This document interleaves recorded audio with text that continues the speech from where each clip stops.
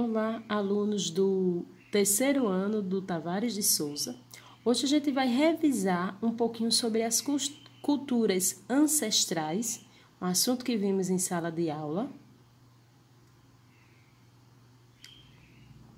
Então, a gente sabe que é fundamental estudar essas manifestações culturais e artísticas daqueles que estiveram na América no passado, pois eles fazem parte da história do povo latino-americano. Sabemos que tudo que nós temos de cultura, tudo dos nossos antepassados, é importante para conhecermos um pouco da nossa história.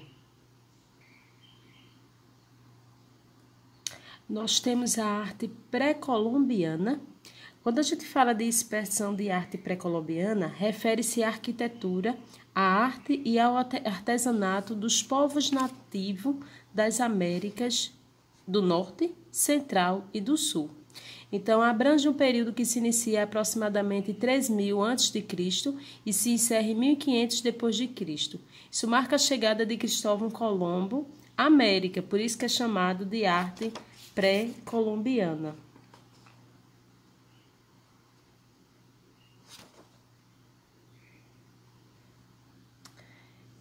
Fazem parte desse universo artístico e dessas civilizações tanto os templos e as casas quanto as esculturas, os relevos, as pinturas, os utensílios domésticos, os objetos ornamentais, os amuletos, o tecido. Então, tudo vai fazer parte dessa arte do período aí pré-colombiano. Essas culturas pré-colombianas parecem ter sido dominadas pela crença de que o fim do mundo acontecia periodicamente e que somente poderia ser evitado por meio de sacrifícios humanos. Então, alguns dos seus deuses foram retratados como serem terríveis, cuja hostilidade só poderia ser aplacada pelo sacrifício. Então, aqui nós temos o exemplo de uma imagem, vou mostrar para vocês. Através esse exemplo aqui, ó, que era representado pela serpente emplumada. Então, essa serpente emplumada é a principal divindade do panteão mesoamericano.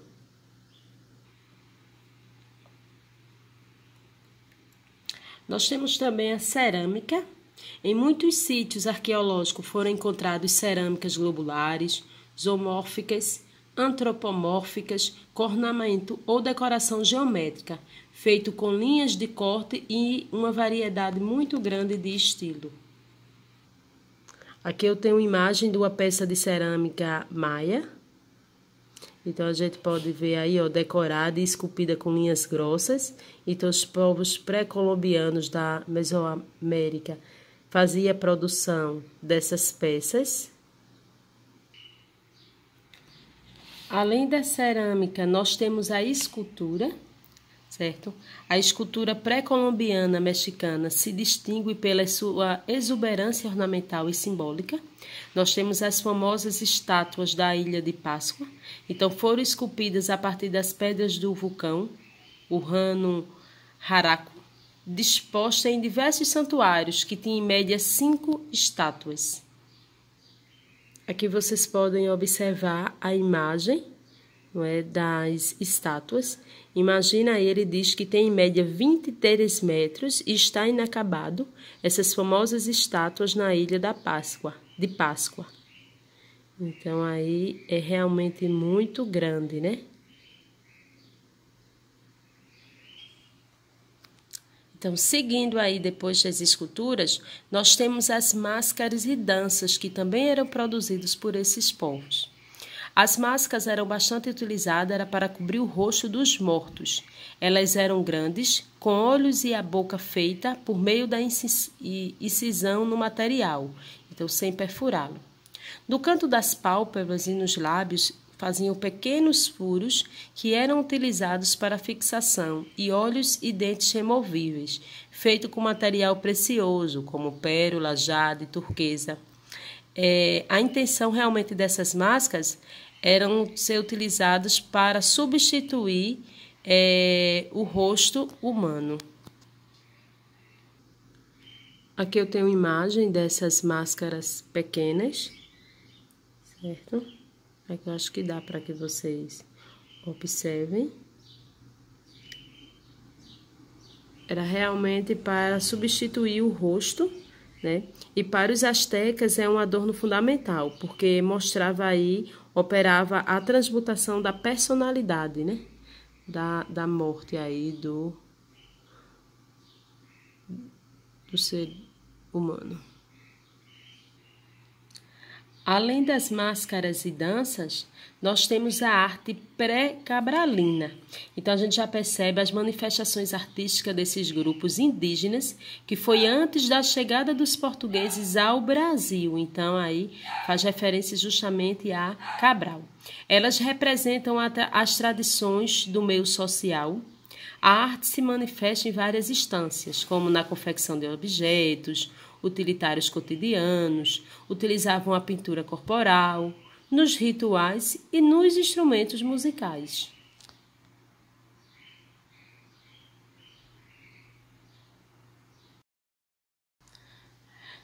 Nós temos as artes da fibra e da arte plumária, né? Então, muito característica nos indígenas. A arte textil indígena se divide em 3 técnicas. Então, eles tinham a produção da tecelagem, quando eles empregavam fios a fim de confeccionar tecido para o conforto, para a pesca, o transporte, o vestuário e o adorno.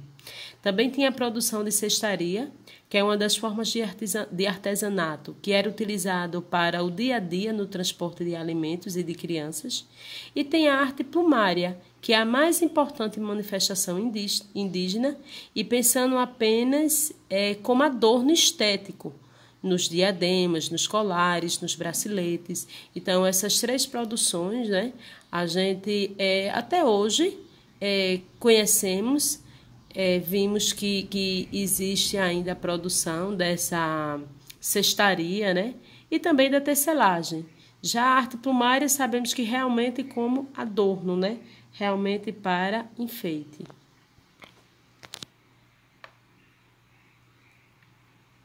Nós temos também a máscara da Amazônia na cultura aí pré-cambralina.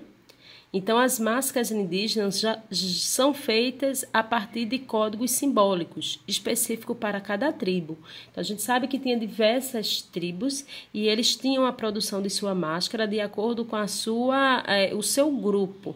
Essas máscaras são feitas para serem utilizadas em cerimônias ritualísticas ou em danças cerimoniais. Então, era um momento especial, um momento de festa, eles utilizavam aí essas máscaras.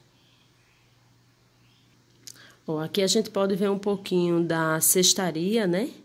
Que era produzida pelos indígenas. Aqui nós temos um pouquinho da arte plumária, né, através dos adornos, dos enfeites. E aqui eu tenho as máscaras dos índios da Amazônia.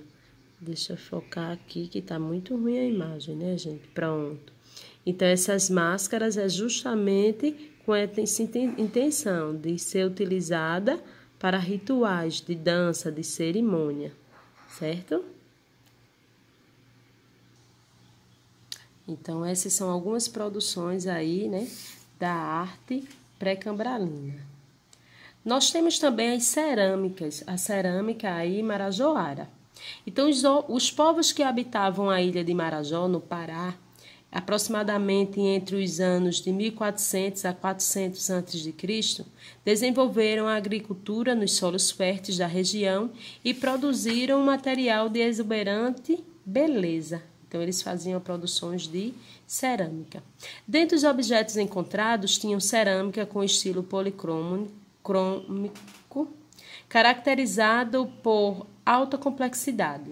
Então, tem riquezas em ornamentos gráficos e traços relacionados a aspectos sociais, simbólicos, míticos e religioso. A gente aqui pode ter uma ideia de uma produção dessa cerâmica. Vou mostrar para vocês.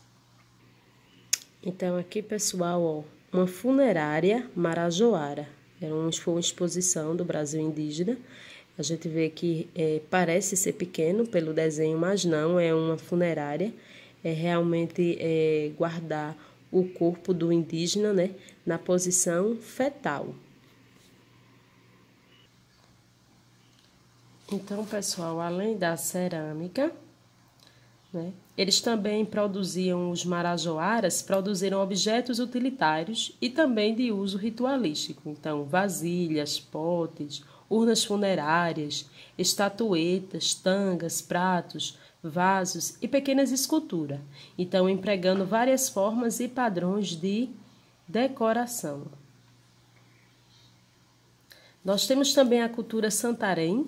São os artefatos encontrados na região próxima ao encontro do rio Tapajós e Amazônia. Já é de outra tribo, né? Na região de Santarém, no oeste do estado do Paraná. Então, os povos de Santarém também se dedicaram aos trabalhos em cerâmica, cujos objetos eram ornados de forma complexa e refinada, com pintura, alto relevo, desenho de animais ou de humanos. Eles também utilizavam pintura no corpo, né? Então, o corpo como suporte da pintura.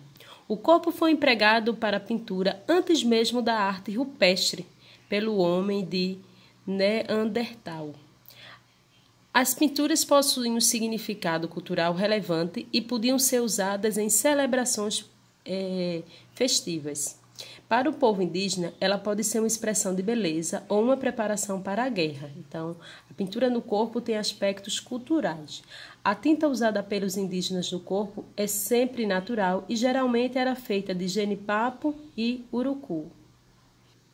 Bom, nessa imagem a gente pode ver os índios do Pará pintados para a guerra em protesto por melhores condições de saúde.